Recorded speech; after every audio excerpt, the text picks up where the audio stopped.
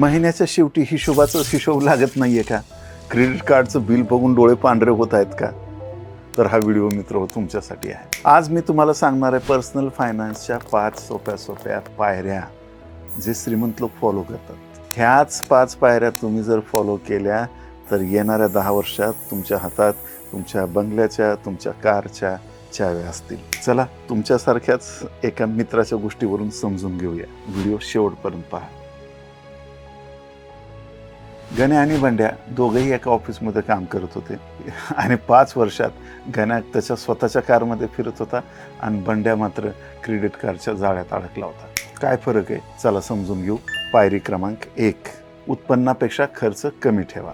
बंड्या महागडे phone, EMI आणि online ऑर्डरवर पैसे उडवत होता. बंड्या पहिल्या आठवड्यात झोमॅटोवर रॉयल डिनर करायचा आणि शेवटच्या आठवड्यात कुठं नाक्यावर फुकटची भजी मिळतात का ते शोधत हिंडायचा. पण गण्याने एक नियम फिक्स केला होता. तो दर महिन्याला स्वतःला 10% पेड करत होता. म्हणजे अगोदर 10% बचत करायचा आणि मग उरलेल्या पैशाचं नियोजन करायचं. खरं सांगा तुम्ही तुमच्या उत्पन्नाच्या किती टक्के बचत करता? 10%, 20%, 30% का 0%? कॉमेंटमध्ये सांगा. पायरी क्रमांक 2, इमर्जन्सी फंड तयार करा. बंड्याला अचानक हॉस्पिटलचा खर्च आला. अचानक खर्च आला तर मग त्याच्याकडे पैसे नव्हते. मग त्याला अर्जंट लोन अवेलेबल टप बटन दाबावं लागलं. पण जेव्हा गण्याला हॉस्पिटलचा खर्च आला तेव्हा त्याच्याकडे ऑलरेडी इमर्जन्सी फंड तयार होता, अगदी 6 महिन्याचा. पायरी क्रमांक 3, कर्ज घेणं टाळा, जुनं आधी फेडा. क्रेडिट कार्ड वापरणं म्हणजे स्वतःला भविष्यात लुटवून घेणं. तुम्हाला काय वाटतं कॉमेंटमध्ये सांगा. बंड्या सेम तसंच करायचा. तो म्हणायचा अरे आज की आज देखो कल किसने देखा आहे की नाही, आजच मरून गेलं तर उद्याचं काय. आणि तो क्रेडिट कार्ड भरमसाठ वापरायचा आणि त्याचे जे हप्ते जायचे त्याच्यात तर 40% नुसते व्याजच जायचं. गण्यानं मात्र चार्ट कमांडो ॲपला फॉलो केलेलं होतं. शाश्वत ग्रोथ ॲपमध्ये त्यांनी इन्व्हेस्ट केलेलं होतं. त्याला सगळं नॉलेज होतं आणि तो बिनधास्त राहायचा. त्यानं अनावश्यक कर्जच घेतलं नाही. काय तुम्ही क्रेडिट कार्ड वापरता का आणि अचानक आलेलं बिल बघून घाबरता का? पायरी क्रमांक 4, स्मार्ट गुंतवणूक करा.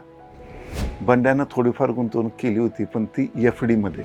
गण्यानं मात्र स्टॉक मार्केट आणि म्युच्युअल फंडामध्ये त्याची सगळी गुंतवणूक पोर्टफोलिओ डायव्हर्सिफाय केला होता आणि तो पोर्टफोलिओ झपाट्याने वाढत होता. तुम्ही खरं सांगा तुम्ही कशात गुंतवणूक करता? बचत करता की नाही? करता तर ती झालेली बचत कशात गुंतवणूक करता? पार्ट्यामध्ये, FD मध्ये, म्युच्युअल फंडामध्ये की आणखी कशात? कॉमेंटमध्ये जरूर सांगा.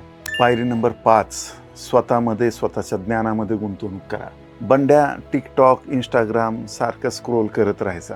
पण त्याच मिळालेल्या मोकळ्या वेळामध्ये गण्याने चार्ट कमांडो ॲप आणि शाश्वत ग्रोथ ॲप डाउनलोड केलं होतं आणि त्यातून तो फायनान्शियल नॉलेज घेत राहायचा, शिकत राहायचा. वॉरन बफेट म्हणतात best investment is in your self. खरं सांगा लास्ट टाइम तुम्ही कोणतं फायनान्शियल बुक वाचलंय? जर वाचलं असेल तर कॉमेंटमध्ये नाव सांगा. हे फायनान्शियल नॉलेज जर तुम्ही मिस केलं ना, तुमच्याच बाजूचा गण्या मोठा बंगला असेल, त्याच्याकडे कार असेल, पण तुम्ही त्याला उधार मागत बसलेला असाल. तर मग वेळ घालवू नका. लाईक करा, शेअर करा आणि आत्ताच सबस्क्राईब करा.